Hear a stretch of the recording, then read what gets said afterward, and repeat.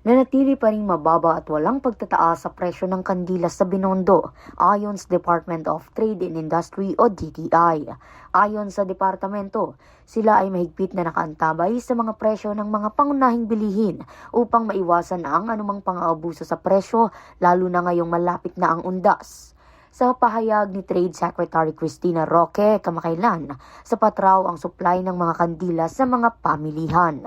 Kasabay nito ay naglabas na rin sila ng Suggested Retail Price o SRP para sa mga kandila, kabilang na rin ang mga bulaklak at bottled water, at ito ay makikita sa kanilang websites.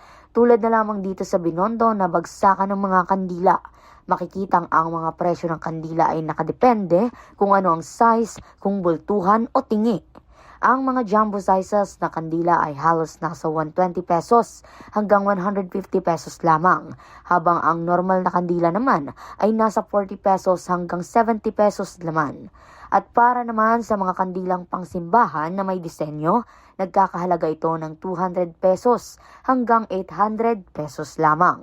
Samantala, paalala naman ng DTI sa publiko, maging alerto at mapanuri kung may makitang lumalabag o sobrang singil sa presyo ng mga kandila at agad na i-report ito sa departamento. Rayabel Medina, nag-uulat para sa Golden Nation Network.